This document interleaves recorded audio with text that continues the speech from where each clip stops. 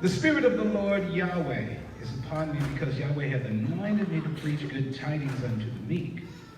He has sent me to bind up the brokenhearted, to proclaim liberty to the captives, the opening of the prison to them that are bound, to proclaim the acceptable year of Yahweh and the day of vengeance of our God, to comfort all them that mourn. Now, I want you to consider the first clause of verse number 2. To proclaim the acceptable year of Yahweh and the day of vengeance of our God. The day of vengeance of our God. For a little while today, I want to talk about payback. I didn't get an amen. I got a well and a couple uh-ohs. I want to talk about payback. And in case you're interested, I did listen to James Brown. The big payback. Found I couldn't use it though. I said, now, I admit, I push the envelope, but that one would have torn it. And some of y'all remember the big payback. See, some of us remember when it first came out. Others of us remember it from dead presidents. The big payback. Let me leave it alone before.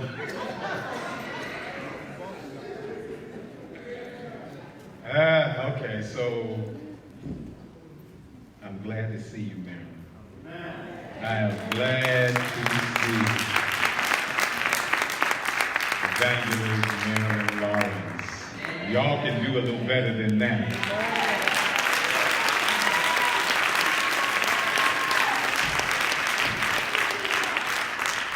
And let me just thank the media team. Well, before I get into this, let me thank the media team. They're helping us out, putting the words to the songs up. Amen. So that we can join in and participate instead of simply spectate.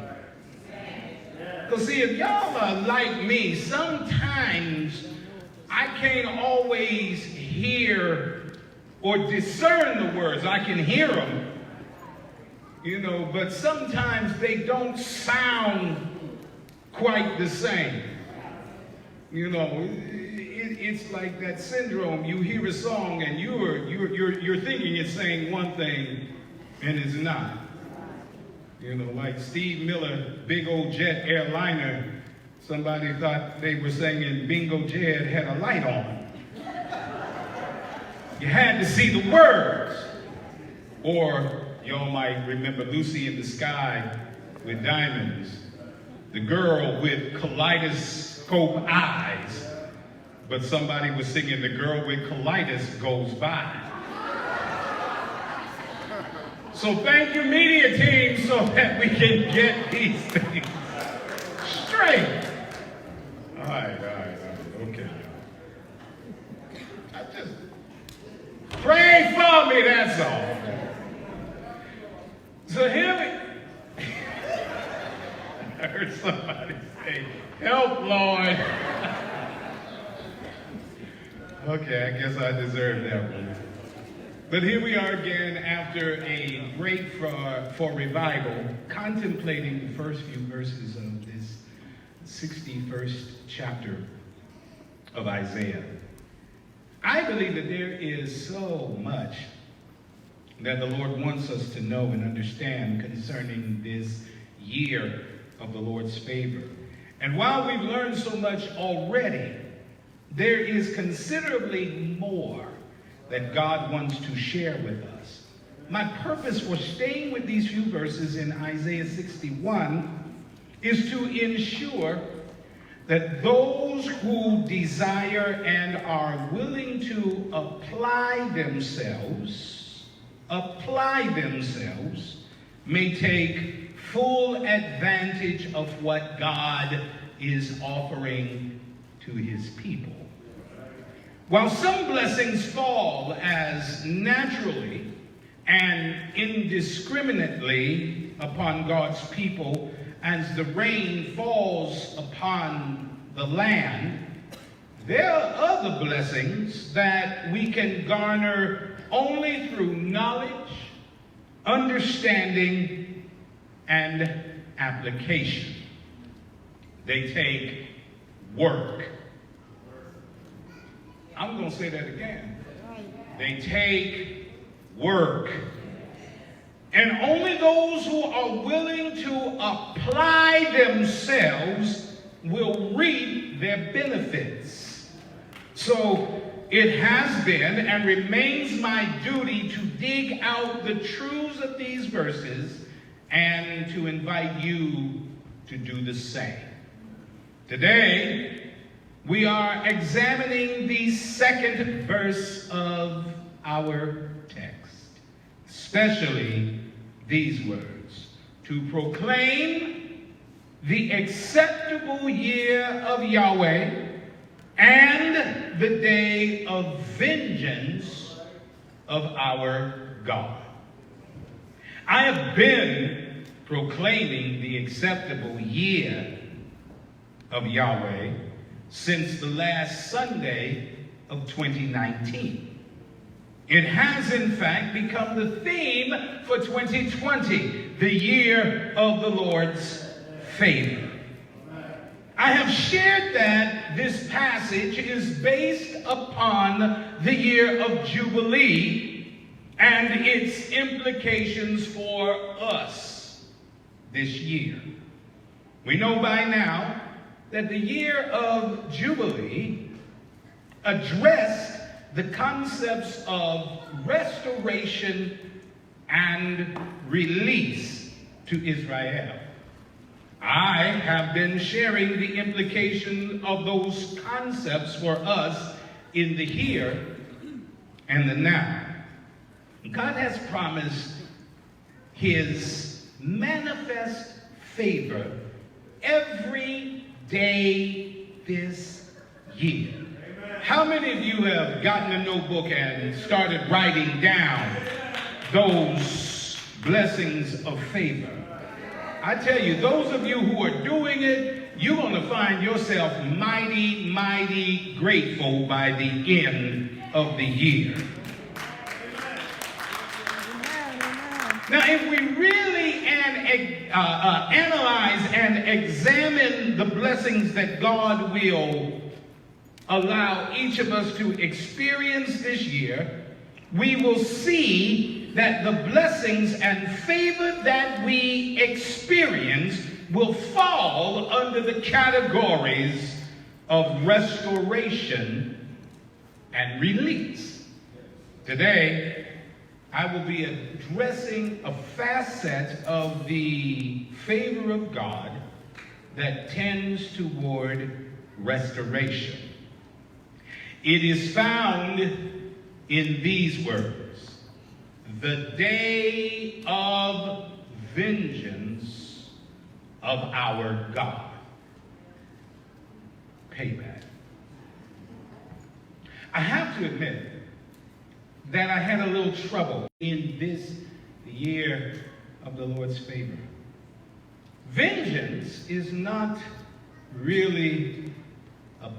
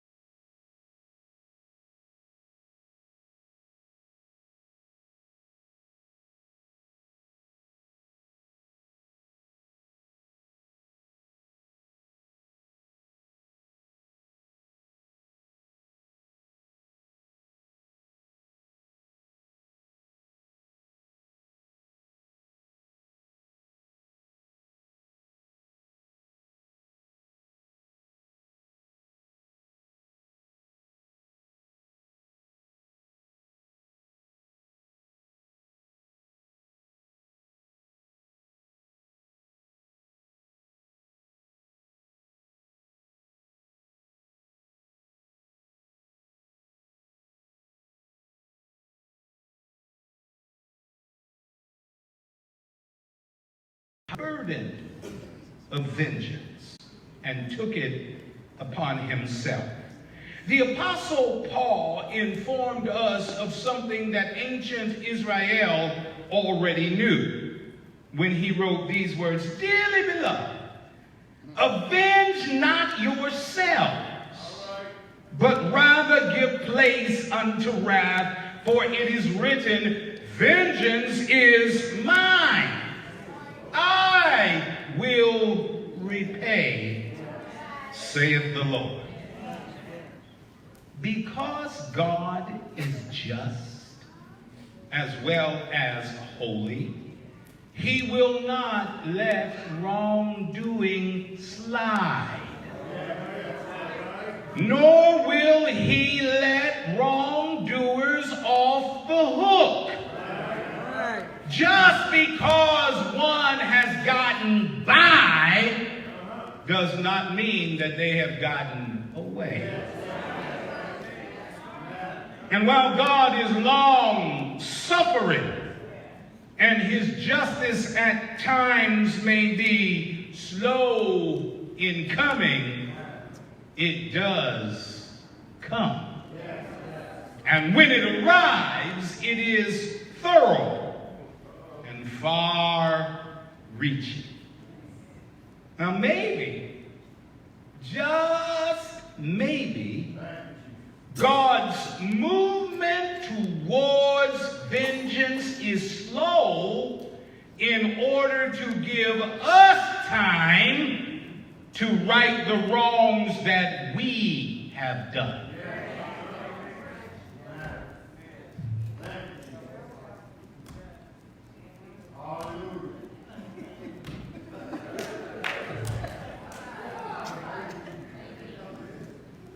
I'm trying to let that sink in.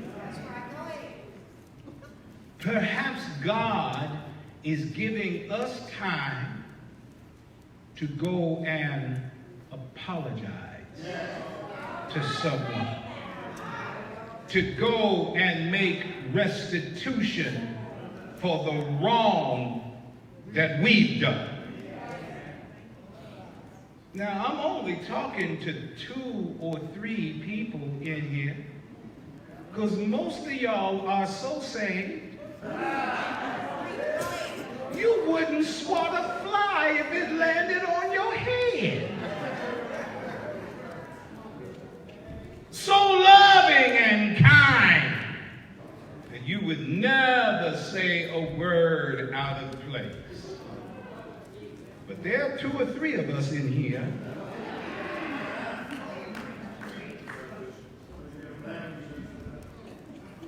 who will get you told. And if getting you told ain't enough, we'll just get you.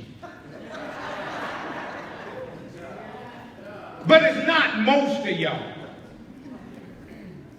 It's certainly not you. But it may be that person next to you. Look at them and see. And if they won't look at you at all,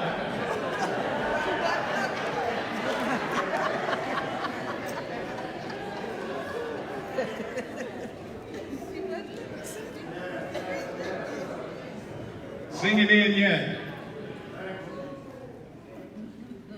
I said earlier that I had a little trouble with the words we are concentrating on, especially in the context of Jubilee, and even more specifically in this, the year of the Lord's favor. I had a little problem with them, but I got a different perspective when I read the words of our text from the Septuagint, the Greek translation of the Old Testament. In fact, the Septuagint helped me tremendously. In it, the words, the day of vengeance, are translated the day of recompense. Recompense casts this verse in a different light.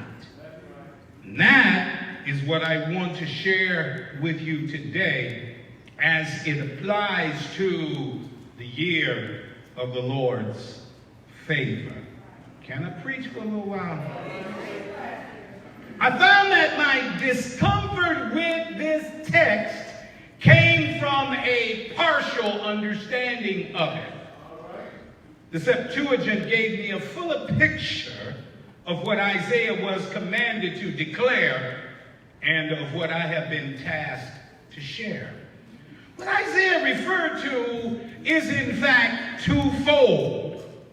Vengeance and recompense are not really the same thing, though both words can be used to translate the Hebrew word nakam, which is found in our text. I've come to conclude then that the words of our text have a dual meaning for us. Have I intrigued you yet? Okay, hang on. I'm going to intrigue you before it's all over. The meanings are discerned from the perspectives from which they were translated. So in order to give you the full picture of what God is saying to this house, I have to give you the meaning from the Hebrew perspective as Isaiah penned it, and the later perspective of the Septuagint. In other words, today I'm going to talk about vengeance or retribution, and I'm going to talk about recompense. We have a negative in retribution and a positive in recompense. They are two sides of the same coin. I'm going to start with Isaiah's perspective and then move on to what I learned from the Septuagint. Isaiah wrote of a day of vengeance. Did you catch that? A day of vengeance in this year of favor. He alluded to a short space of time within a longer, larger chronological framework. Because of the versatility of the word that is translated day, yom, I do not believe that he meant a literal day, but rather a short period. I think that what Isaiah was saying was that it would not take God long to do what he had to do as far as vengeance is concerned. In truth, the vengeance of God is always at work. There are those who call it karma. My daughter might call it the low spark. I won't finish the rest of that. I call it the law of reciprocity. We can find that law quoted in Galatians chapter 6, verse number 7, where Paul wrote, "Be not deceived, God is not mocked. For whatsoever a man soweth, that shall he also reap." But our text speaks of something more than just the law of reciprocity. It speaks of something more specific than karma or the low spark of high-heeled boys. I know most of y'all ain't gonna get that one unless you were a 60s traffic fan, but that's okay. Ask my daughter about it after service. Isaiah render here refers to a rectifying of wrongs done to the people of God. To those who were rendered evil for the good that they have done, or for no reason at all. Can I preach today? Because God's people are peaceful people. Because God's people are quick to do good, God's people are often taken advantage of and mistreated by others, even by some who are supposed to be God's people.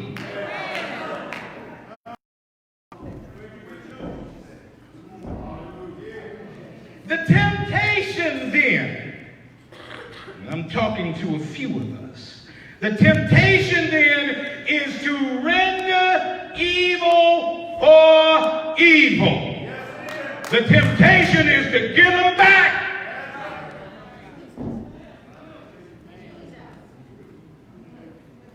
We may do it in the heat of passion, but some of you remember that old Sicilian proverb. Revenge is a dish best served cold. In other words, I'm going to wait till they think it has blown over, until they have totally forgotten. Then I'm going to handle it. Then I'm going to get them. Just when they least expect it. That is the temptation that we have to do wrong or pay wrong for wrong. That's the temptation we have because we are in our flesh. And even as saints, our flesh sometimes demands retribution. Watch this. How many of you have had to fight the temptation to slap somebody, hit somebody, hurt somebody, get somebody? Raise those hands high.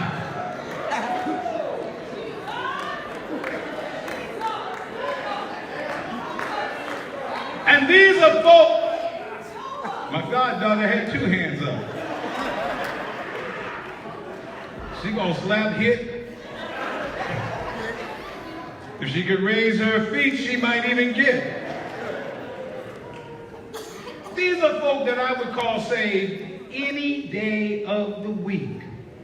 And just because you raised your hand does not make me change my mind about what I would say about you. Because I didn't say you would slap them, hit them, bite them, kick them. I said you felt like it and had to fight the temptation. I'm still talking about payback. James Brown said, I'm mad. That's as far as I'm going. I couldn't. Y'all pray with me, I couldn't resist.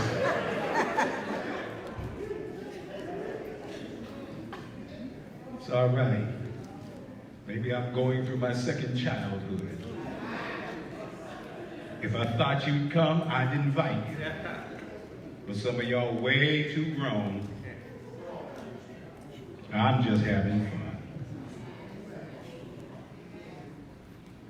We have the temptation to render evil for evil. We said in the streets of Canton, what goes around comes around. But we always added a codicil. And that codicil is come around is always worse. because we were going to bring it around to our satisfaction. Rendering evil for evil, but Peter, the apostle, admonished us not to. He said, be ye all of one mind, having compassion one of another, love as brethren, be pitiful or show pity, be courteous, not rendering evil for evil or railing for railing, but contrariwise blessing, knowing that ye are thereunto called, that ye should inherit a blessing. That's the positive side of the law of reciprocity. If you bless those that curse you, it doesn't matter what they do to you or what they do in the future. You got a blessing coming. Did you hear what I said? That is the law. If you will bless those who curse you, if you will pray for those who despitefully use you, you've got a blessing coming.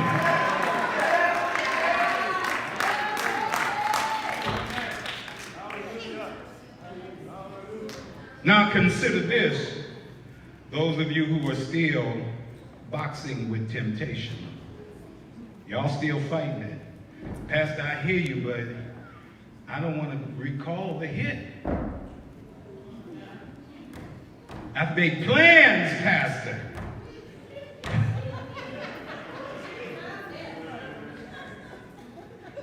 I've made purposes, Pastor. Get him. Get her.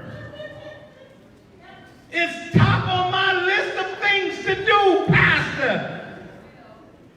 And I'm struggling with crossing it off. Anybody feeling that way? Don't raise your hand.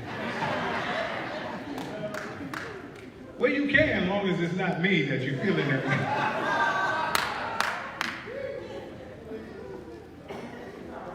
But for those of us who are still fighting with the temptation toward vengeance, consider this.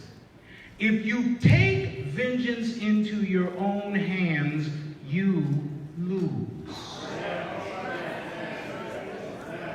Not only do you lose, but you lose twice. I'm going to break that down. First of all, you will forfeit the vengeance of God in that situation. If you decide to take vengeance, God will not. Why do you say that, Pastor? Because a just and fair God will not punish twice for the same crime. And no matter what you do to take vengeance, it can never be as complete and as thorough as what God would do. And I found it interesting. Isaiah, in this whole pericope, continues to write about Yahweh and the Lord Yahweh, but when he got to vengeance, he called on God. He was saying something. Yahweh is the covenant name of God. He was saying, step out of the covenant and get him.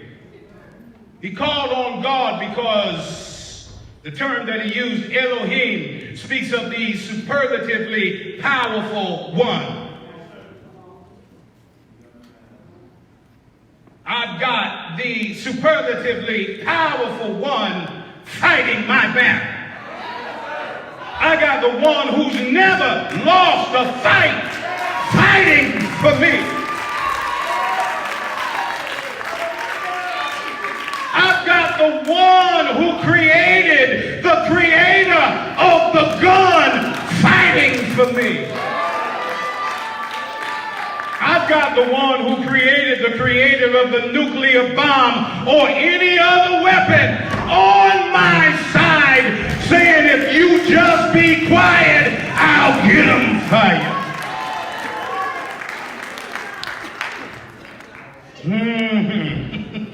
So if you wait on the Lord to take care of your enemies, he will fight your battle. But not only will he fight your battle, he will give you the victory.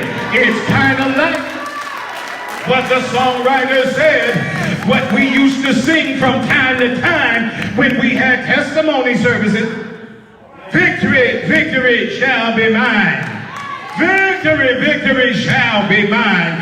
If I hold my peace, let the Lord fight my battles. Victory, victory shall be mine. Now the songwriter said if I hold my peace, but he didn't say if I hold my praise. So if you need him to fight your battle, I dare you to give him a...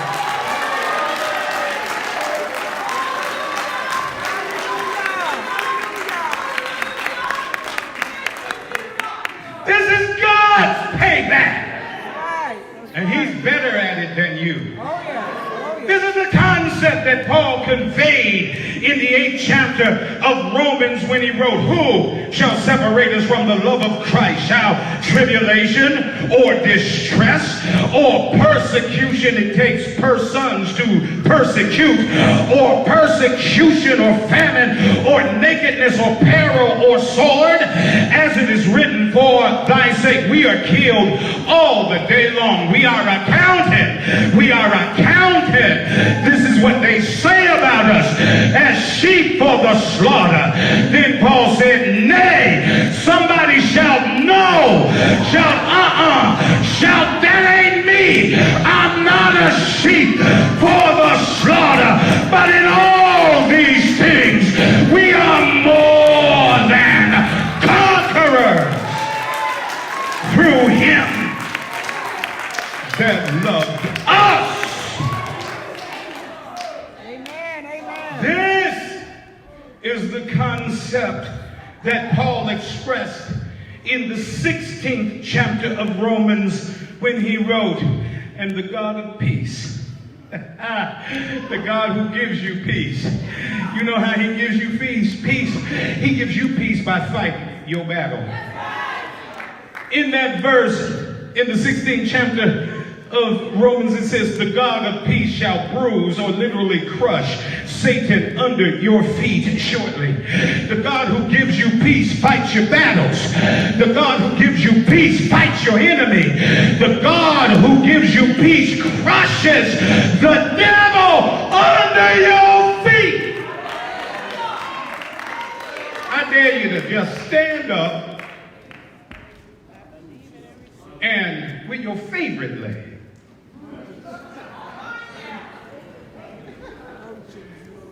mine is my left, that's why I said that.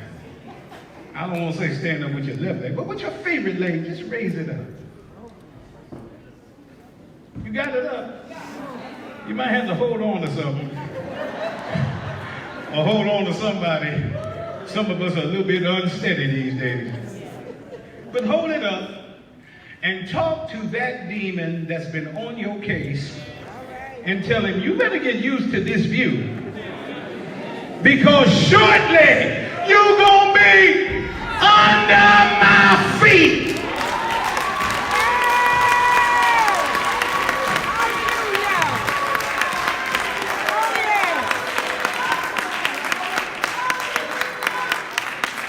But if you take vengeance on yourself, you forfeit all of this. See what you lose trying to get a little bit of satisfaction? You also forfeit your blessing. Told you you lose twice. Peter said, not rendering evil for evil or railing for railing sets you up to be blessed. This leads us to the other side of the coin. Recall that I said retribution and recompense are two sides of the same coin. Now that we have seen the retribution of God, let us consider briefly his recompense. Not only does God avenge his people, he also pays them for the privilege. What I mean by this is that he rewards us for our suffering. The scriptures speak of this aspect of the Lord's vengeance. Let me show you.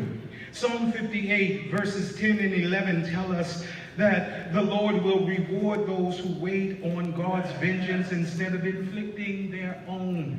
Amen. Proverbs 11:18 calls it a sure reward, a certain reward. You don't have to hope for this reward. It's going to come. Proverbs 21:25 verses 21 and 22 informs us that Yahweh rewards us when we treat our enemies with kindness. That is why Solomon said it, and that is why Paul said it. If your enemy hungers, feed them. If they thirst, give them something to drink, because in so doing you heap coals of fire on their head. The coals of fire are not the revenge aspects of God. The coals of fire are when they realize that they have done their worst to you and you're still giving them their best, but God will still require of them their hurt. Isaiah 62:11 apprises us that God will come right into your trouble and bring his reward with him. And this reward is great. As a matter of fact, it is great in two dimensions. Matthew 5:12 tells us that your reward is great in heaven. But Luke 6:35 tells us that you will have a great reward right here in this life, in this world, in this time, and in your situation. And so since it is my task, according to Isaiah 61:2, to proclaim the day of vengeance of our God, let me get on with it. Not only will God fix your enemies, but he's going to fix you up. Along with retribution comes recompense. And there is hidden in the root of the English word recompense the word compensation and its concept. This is my proclamation for January 26, 2020. God is saying to this house, God is saying to this church, in this year, the year of the Lord's favor, I am going to compensate you for what your enemies have done to you. God's saying, I'm going to pay you back. I'm not just going to wreak havoc on your haters. I'm not just going to extirpate your enemies, but I'm going to set things right with you. I'm going to pay you back for your pain. I'm going to compensate you for your calamity. I myself will indemnify you for your distresses. I'm going to make good on your miseries. Why? Because you have loved your enemies. You have blessed those who cursed you. You even prayed for those who despitefully used you. You maintained your witness. You've held on to your honor. And now it's time for payback. I'm going to get payback from your enemies, and I'm going to pay you back for having had to endure them. Like Joseph, I'm going to raise you above your enemies, and at the same time I'm raising you above them, I'm going to humble those that are supposed to be your brothers. Like the Hebrew slaves, I'm going to enrich you, and at the same time I'm enriching you, I'm going to extract my honor upon your oppressors. Like David, I'm going to put you in your adversary's seat, and at the same time I'm seating you, I'm going to settle the score with your Saul, the one who's been chasing you, the one who's been dogging you, the one who's been persecuting you. Like Mordecai, I'm going to give you their best day, and at the same everything they wanted. I'm going to hang your Haman. I'm going to defend you against the devil. And at the same time that I'm defending you against the devil, like Job, I'm going to give you double for your trouble. Double what you lost. Double what you gave up. Double what you had to surrender. Double what the enemy stole. Double the blessing. I wish I had a praiser up in here. I'm going to pay you back. I'm going to pay you back for standing strong. I'm going to pay you back for holding on. I'm going to pay you back for hanging on in there. I'm going to pay you back for trusting in me when it looks so bad. I'm going to pay you back for waiting on me when everybody and their mama was telling you, get them, get them, get them. I'm going to pay you back because you didn't. I'm going to pay you back for living for me when it was not convenient. And I'm going to give you double for your trouble.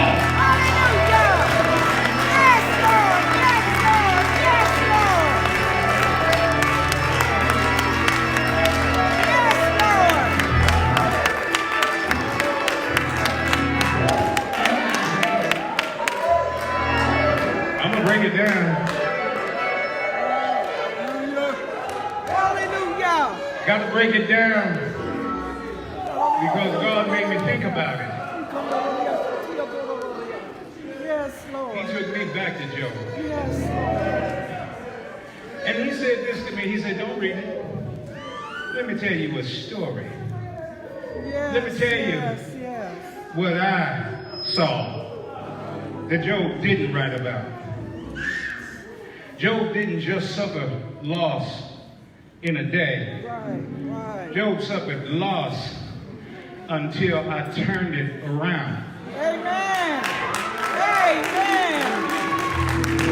It wasn't like he could go back and plant those crops. He couldn't have 10 more children in the time that he had a trial.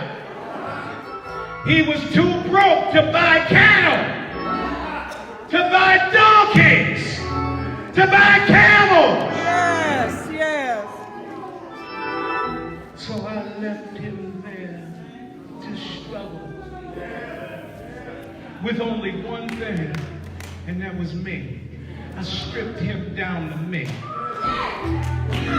Oh, hallelujah.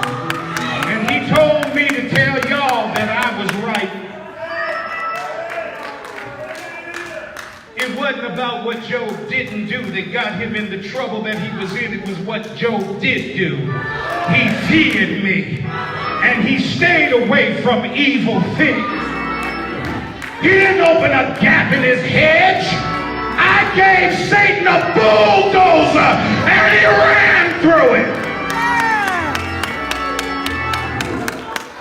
But I told him, you can't touch his soul. It is mine. You can mess with him, because I know he won't curse you. That's right. I found out that as brilliant as Satan is, he is either also dumb or he has a short memory. What do you mean? He knew that God was omniscient. He knew that God knew everything. He knew, or should have known, that God had seen the whole scenario before it ever played out. Before Adam was created, Job was already under attack. Before Adam fell in the garden, Job was already reaping it.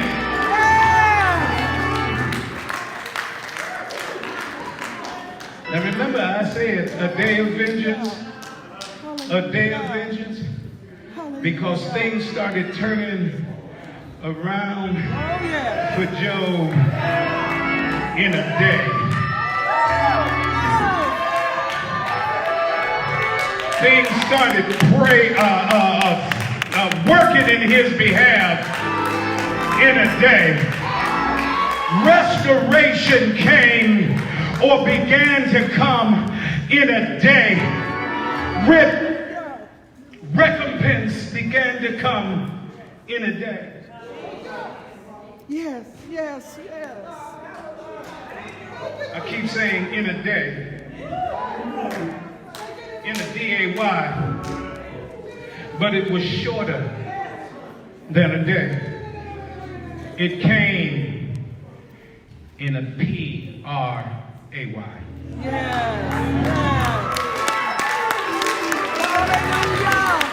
Hallelujah. Hallelujah. God said to Job, basically, you've held on, Yes. and I commend you. Yes. But yes, can you yes, maintain Lord. your integrity Yes, now Lord. Yes, Lord. Yes, enough Lord.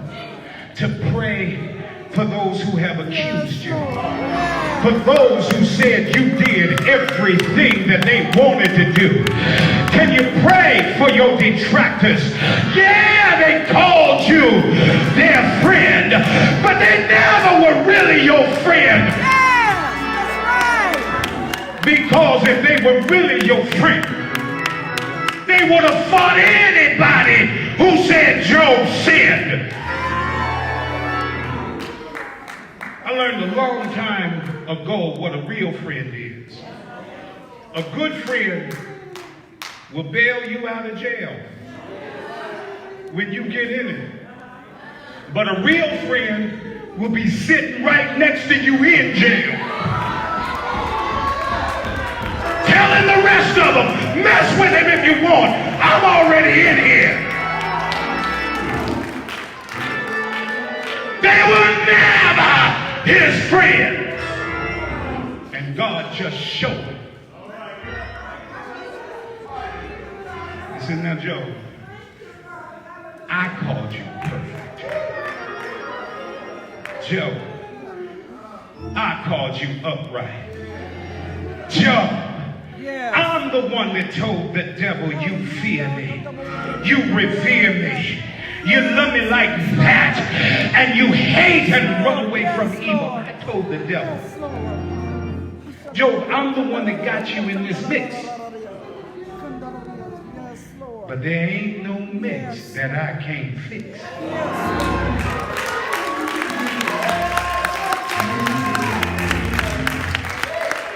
But Job, I want to know, can you maintain your integrity? These guys have sinned against you. And if I get the devil, I got to get them. Because I'm righteous. Yes. If I mess with the devil for messing with you, I got to hurt them. Yes. I may have to kill them for the stuff they said about you and me. Yes. They lied on both of us. I might have to kill them. The only thing that will stop my wrath against your friends is if you intercede. Job said, Lord, forgive them. Lord, help them.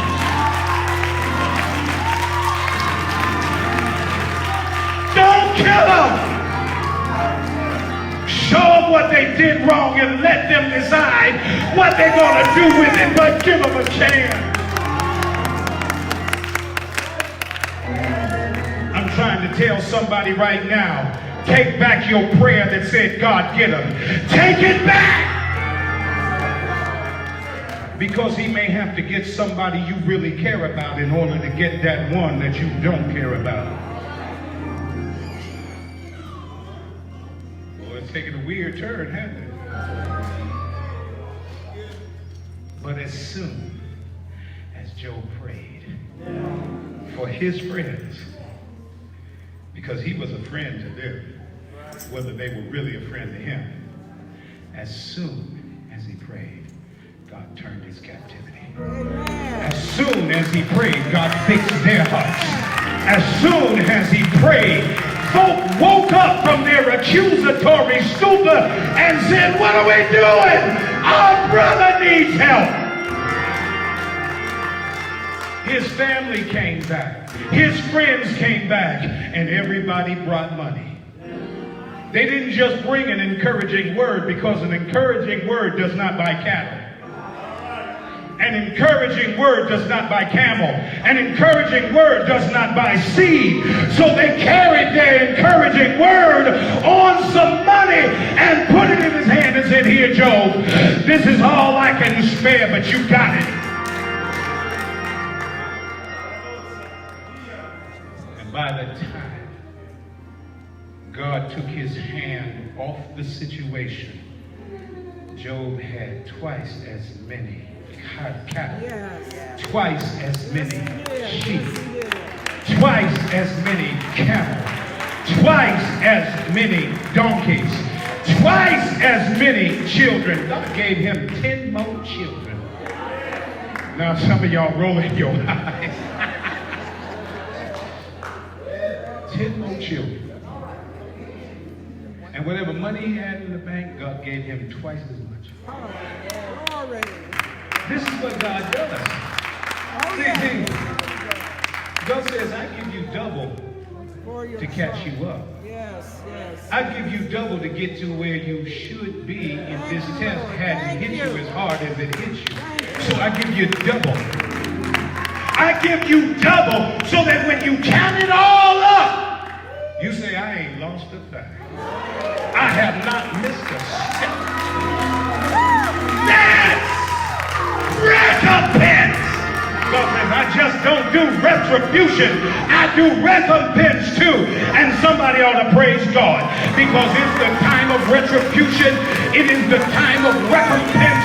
It is the time of restoration. And if you need God to fight your battles, if you need God to pay you back, if you need God to restore what you've lost, give him some praise.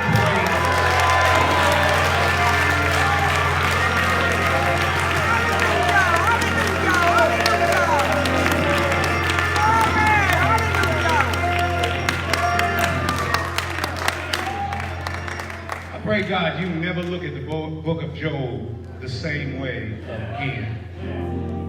Because God wrote the epilogue today in your ears. And God says Job was not particularly special. He was just righteous. I'm saying that because somebody's thinking, yeah, but that's Job. God is saying, you don't have to be particularly special. Just righteous.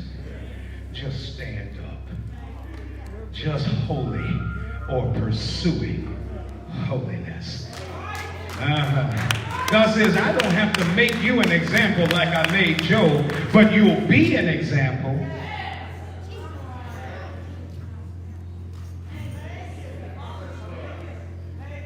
Some of you cannot even enjoy where you are because you are still steaming, fuming over your enemy.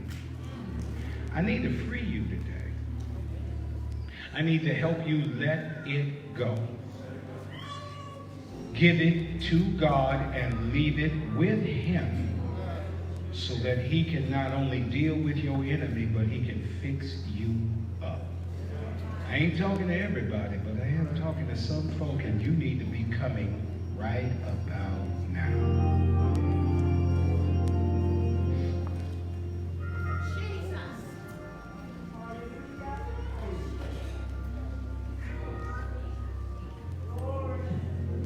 As I've shared with you, the favor that God is showing is not all dollars and cents. But what an awesome thing to actually be free of anger.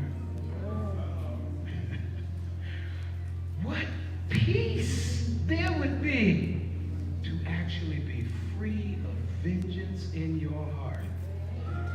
And knowing that God will do the right thing. So that if he does nothing with them, you don't care.